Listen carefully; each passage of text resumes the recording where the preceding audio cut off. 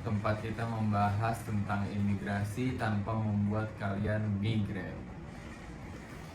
Ya, dan gue Rara siap menemani 20 menit ke depan. Hari ini topiknya agak sensitif ya, yaitu perbandingan pengawasan keimigrasian Indonesia dan Australia, terutama soal penyalahgunaan izin tinggal. Nah, kita hari ini sekarang berlima, ada siapa aja nih Kak? Saya sendiri dengan Rara dan saya Putri, perwakilan dari kantor imigrasi Soekarno-Hatta. Saya Raffi dari warga negara Indonesia yang pernah melakukan perjalanan ke Australia. Ken Kolomir Thompson, perwakilan Kedutaan Imigrasi Australia. Nah, oke, Raffi, ini beberapa ada pertanyaan nih dari pendengar-pendengar kita karena mereka penasaran nih sebenarnya apa sih yang terjadi sampai kamu bisa kena razia imigrasi. Itu awalnya gimana sih kronologinya?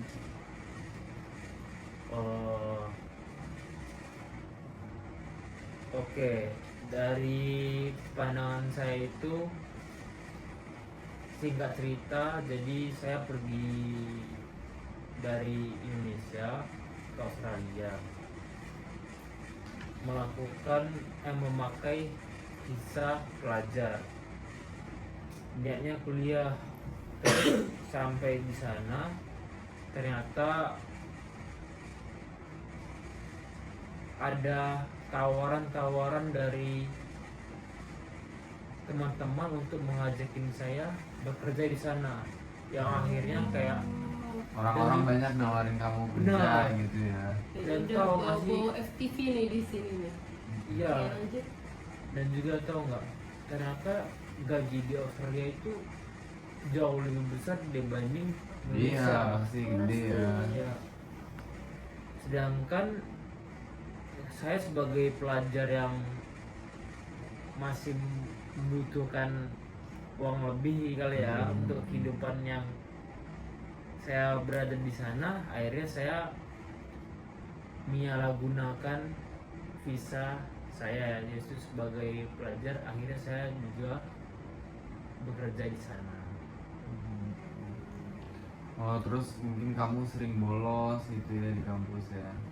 Saya mungkin kalau bolos dikarenakan pekerjaan, ada beberapa kali saya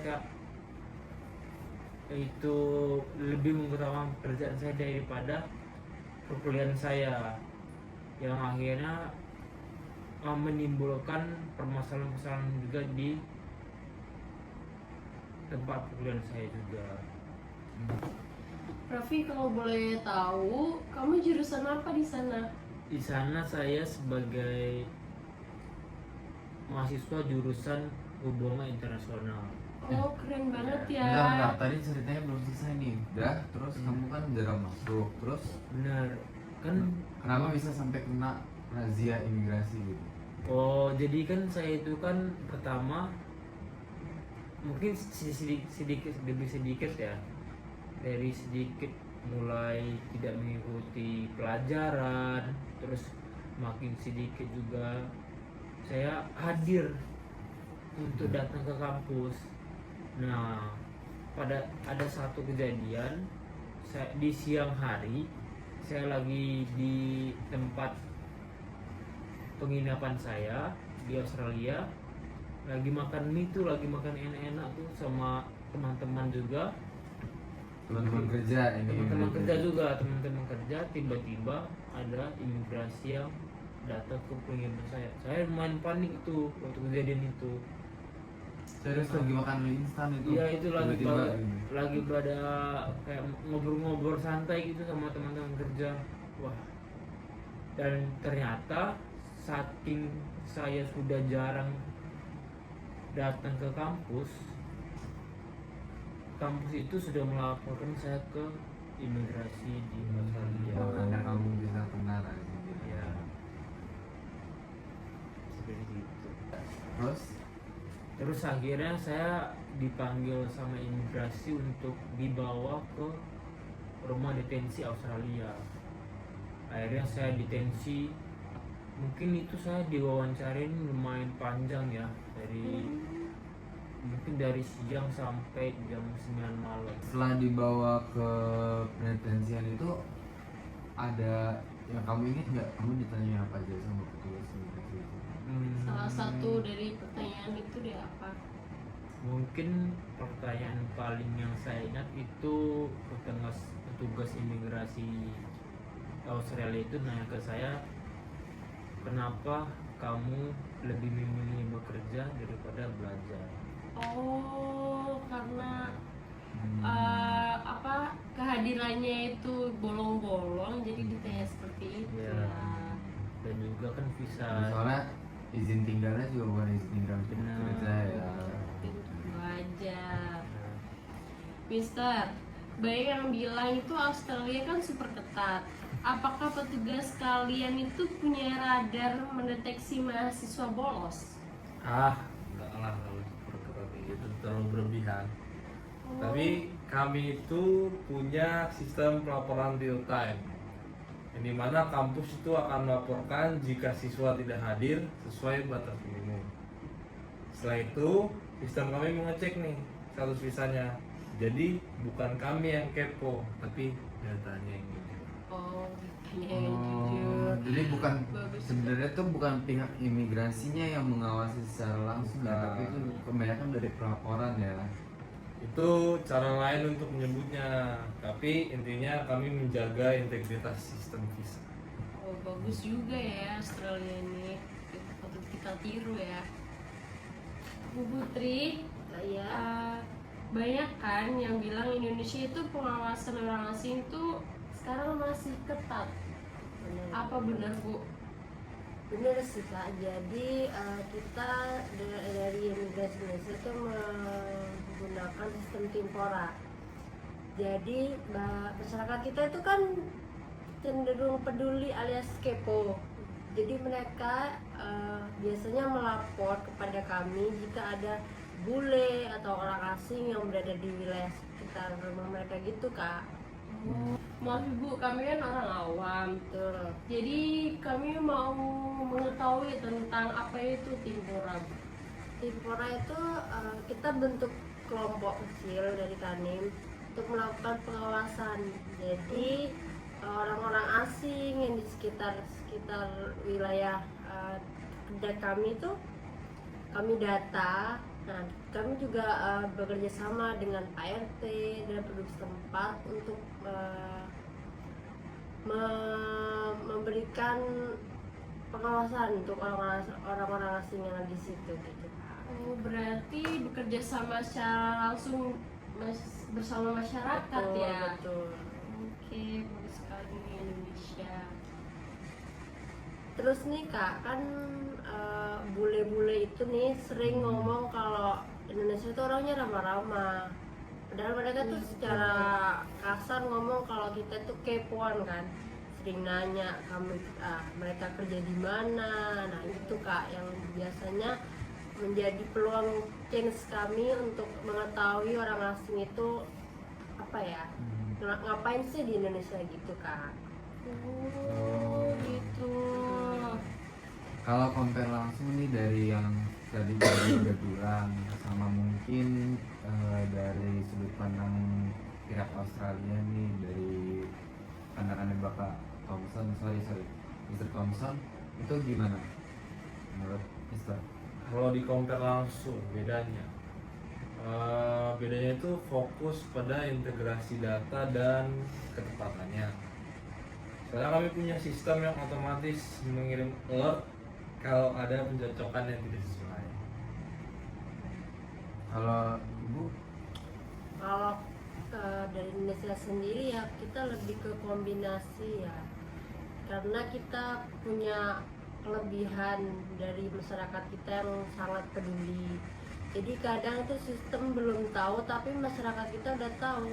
Jadi tetangga-tetangga kita udah lapor ke kami padahal sistem belum mencatat tindakan dari orang asing itu. Itu sih kelebihan dari masyarakat Indonesia ya. Oh, jadi kesimpulannya itu mungkin kalau dipermudah itu Australia tuh kayak film-film science fiction gitu ya, detektif. Tapi kalau Indonesia mungkin lebih kayak detektif lokal gitu ya, kayak nanya gitu. Iya. Oke. Raffi, apa yang kamu pelajari dari kejadian itu? Pelajarannya banyak sih dalam kehidupan saya ya. Tapi yang pelajaran yang saya ambil itu jangan pernah menyepelekan kisah yang kita dapat. Jadi kalau emang kisahnya kisah pelajar, jangan sampai kita bekerja di sana. Oh, Ya. ya betul. Intinya jangan sampai melanggar ya kalau Jangan misalnya sampai misalnya. melanggar. Benar sih, itu pelajaran yang mungkin kejadian yang seperti saya ini jangan pernah ditiru lah sama orang lain, karena bisa merugikan kita sendiri juga, dan juga bisa mencoreng nama baik negara kita sendiri juga. Mungkin ada satu kejadian yang saya kasih tahu lagi, mungkin jangan pernah makan mie instan di rumah. Kenapa tuh? Ya. Apalagi saat operasi imigrasi berlangsung ya. Dia pikir nggak dicek kali ya. Kalau di Australia semuanya dicek. Itu mungkin sampai sekarang mie instannya masih udah dingin dulu ya. Iya. Tapi akhirnya kamu tuh dari pihak kampus tuh entah di keluar karena udah detensi atau gimana tuh? Dikeluarkan. Makanya itu mungkin buat pelajaran dari yang lain tuh baik, saya bilang, kalau mau pelajaran dari saya. Tapi kan saya pun udah lewat. Buat orang-orang di luar sana biar nggak seperti saya, nama baik negara kita juga tercoreng, merugikan kita diri sendiri juga, dan yang utama kita belajar jadinya kita terhenti, yang akhirnya harusnya kita mungkin udah S1, S2, syukur S3, yang akhir jadinya cuma stuck tidak berhasil melewati tantangan itu karena tidak fokus tadi. Kalau boleh saya intermezzo sedikit ya, kan tadi kan Pak Raffi kan itu kan dalam kondisi lagi kuliah terus kerja terus akhirnya di drop out dari kampus karena kampus melaporkan juga ya ke pihak imigrasi Australia untuk karena ketahuan lah bekerja karena sering bolos. Setelah dikeluarin itu reaksi orang tua gimana kalau boleh tahu? Soalnya kan kita kan kalau misalnya mahasiswa orang tua nggak kecewa atau gimana? Wah, orang tua kaget, shock dengar kayak kamu caranya di sana. Kan orang tua saya juga setiap bulan itu benar bisa transferin Mister. Jadi Anda lewat juga. Iya. jadi orang tua saya kan ngasih saya juga setiap bulan tuh uang. Nah, kayak orang tua saya tuh kaget, kayak saya tuh kerja kenapa. Nah, saya itu baru ngasih tahu ke orang tua saya kalau karena saya tuh di sana boros, mungkin lifestyle. Tapi berarti kalau orang tua tuh emang sebenarnya per bulan juga mesti transfer. Harus transfer Itu juga untuk biaya kuliah juga ya? buat dulu juga. Nah, dan Lumayan seharusnya. Berarti sebenarnya yang mahasiswa mungkin yang izin tinggal yang nggak jelas untuk misalnya dia kayak kasusnya Raffi, misalnya dia mahasiswa terus dia kerja, itu sebenarnya bukan berarti background ekonominya buruk juga ya. Iya. Emang mungkin dia kayak bapak itu kan pengen aja untuk kerja untuk naikin lifestyle gitu ya. kalau yang bapak bilang mungkin kalau latar belakang dari orang-orang yang kuliah di Australia, yang teman-teman Indonesia di sana, saya lihat untuk ekonomi Masih oke-oke lah ya. betul ada oke Betul. semua, tapi itu yang membuat kita hancur itu adalah kita kebawa dengan lingkungan di sana. main di sana itu. Gimana? Kenapa tuh Pak? Susah lah. Dibanding Indonesia. Dibanding Indonesia, Iya. jauh. Oke, oke, oke. Jauh. Dan juga mungkin kalau di Indonesia beli makan 10.000 atau 20.000 udah cukup. Nah di sana 10 kali lipat mungkin. Minimal berapa? Minimal berapa itu sehari? sehari makan mungkin kalau di saya 500.000. Wow. Sekali makan atau sehari? Satu hari ya. Satu hari. Biasanya tuh di sana makan apa sih? Raffi ini? Misal kalau teman-teman boleh tahu, saya di sana masak saya di sana. Jadi saya masak. ya Keren ya. ya Cuma rata-rata Indonesia. kalau mahasiswa ke luar negeri biasanya belanja. Benar, Masak di benar, apartemen. benar. Sana tinggal di apartemen. Bu? ya.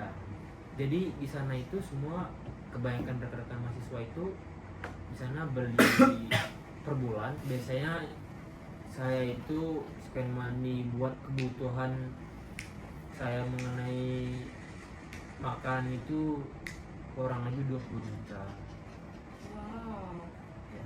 Kalau di Indonesia udah dapet banyak banget ya Banget. itu. Tapi 20 juta per bulan ya itu. Ya banget kalau di Indonesia. Kalau di Indonesia mungkin 20 juta bisa buat 6 bulan kali ya. Iya, ya ada ayam geprek deket kantor. Betul, kalian promosi ya Pak. Ada ayam geprek dekat kantor namanya ayam geprek Pak Sujipto. Itu 15.000 udah dapet sama es teh. Oh. Itu Indonesia ya, beda kalau sama Iya. Australia. Nggak, itu kan baru biaya buat kebutuhan rumah, masak aja. Kalau belum nongkrong di luar. Betul, betul sih. Luar. Beli bajunya, Iya, terus Juga apapun sekedar info buat yang mau belajar di Australia, buat prepare ke kira-kira biaya hidupnya berapa ya Pak? Iya, Biar betul. nggak kayak Pak Raffi ini. Ya, jangan tiba-tiba kerja Bekerja. ilegal ya. Betul, betul. Boleh gitu, jangan kayak saya. penyalahgunaan izin tinggal gitu. Sudah banyak kasus yang terjadi. Oke, kira-kira ada pesan-pesan terakhir nggak nih untuk pendengar di rumah yang mau Mr. Thompson, Mr. Thompson dulu ya, yang mau Mr. Thompson sampaikan. Pesan-pesan untuk adik-adik di luar sana, untuk masyarakat Indonesia, visanya dipatuhi, aturan dibaca, jangan coba-coba makan. Australia bukan Singapura. Oh. Silakan Ibu. Dari Ibu. Pak, saya sih untuk para bule orang asing yang mau ke Indonesia, tolong patuhi aturannya. Kami di sini welcome untuk kalian, dan jangan lupa untuk selalu lapor ke kantor imigrasi jika ada apa-apa, seperti mau pindah alamat. Jadi jangan lapor jika dapat pacar baru doang, karena kami nggak butuh kayak gitu. Kami butuhnya alamatnya di mana dan lapor setiap jika ada kendala gitu. Nah, gimana nih untuk Raffi sendiri? Kalau saya buat warga Indonesia yang mungkin ada teman-teman dari yang nonton semuanya yang ingin belajar di Australia, utamakan belajar di sana, jangan kerja, tapi lebih rajinlah untuk dalam mengikuti perjalanan pelajaran. Ya, asik Wah. banget ya. Ya. Ada dramanya, ada humornya, ada edukasinya juga dari rekan-rekan. Ya, terima kasih juga hari ini untuk bintang tamu kita yang sangat spektakuler. Ada Ibu Putri, ada Pak Raffi, ada Mr. Thompson. Ya, terima kasih ya. Dan Sukses selalu. oh ya, terima kasih. Sampai ketemu di episode berikutnya. Ingat, pergi boleh, melanggar jangan.